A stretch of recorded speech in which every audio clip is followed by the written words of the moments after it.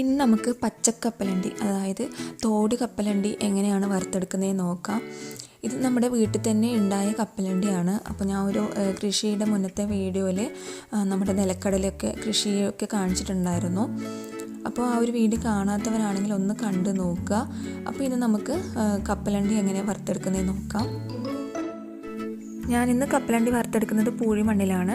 അപ്പോൾ ഫ്ലാറ്റിലൊക്കെ നിൽക്കുന്നവരാണെങ്കിൽ പൂഴി മണ്ണൊക്കെ കിട്ടാൻ ബുദ്ധിമുട്ടായിരിക്കും. അപ്പോൾ അങ്ങനെയുള്ളവരാണെങ്കിൽ നമ്മുടെ സാധാരണ പൊടിയുപ്പുണ്ടല്ലോ, പൊടിയുപ്പ് ഇതുപോലെ നല്ല അടികട്ടിയുള്ള ഒരു പാത്രത്തിൽ ഇട്ടിട്ട് നന്നായിട്ട് ചൂടായി വരുന്ന സമയത്ത് ഇതുപോലെ കപ്പലണ്ടി ഇട്ടിട്ട് നന്നായിട്ട് വറുത്തെടുത്താൽ മതി. അപ്പോൾ ഞാനിത് സാധാരണ വിറകടുപ്പിലാണ് ചെയ്യുന്നത്, ഗ്യാസിലായാലും ചെയ്തെടുത്താൽ മതി, പ്രശ്നമൊന്നുമില്ല. ഇനിയിപ്പോൾ ഇരുമ്പിൻ്റെ ചട്ടിയൊന്നും ഇല്ലെങ്കിൽ നിങ്ങൾ കേക്കൊക്കെ ബേക്ക് ചെയ്യുന്നവരാണെങ്കിൽ അടിത്തട്ടിൽ വയ്ക്കുന്ന ഒരു ഫ്രൈം പാത്രം ഉണ്ടാവുമല്ലോ, അല്ലെങ്കിൽ വീട്ടിൽ പഴയ പാത്രമൊക്കെ ഉണ്ടെങ്കിൽ അതിലിട്ടിട്ട് നന്നായിട്ട് വറുത്തെടുത്താൽ മതി.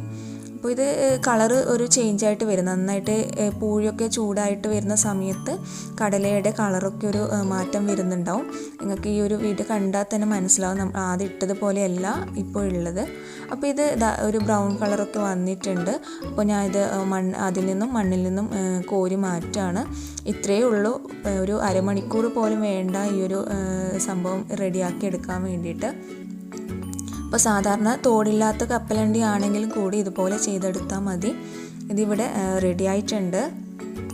അപ്പോൾ ചൂടൊക്കെ പോയതിന് ശേഷം നമുക്കിതുപോലെ ഒരു പാത്രത്തിലോ കവറിലൊക്കെ ഇട്ടിട്ട് വയ്ക്കാം. അപ്പോൾ ഒരുപാട് നാൾ സൂക്ഷിച്ച് വയ്ക്കാൻ പറ്റും. അപ്പോൾ അത് നമ്മുടെ കപ്പലണ്ടി ഇവിടെ റെഡി ആയിട്ടുണ്ട്. അപ്പോൾ കപ്പലണ്ടിയൊക്കെ കിട്ടുമ്പോൾ ഇതുപോലെ ഒന്ന് തയ്യാറാക്കി നോക്കൂ.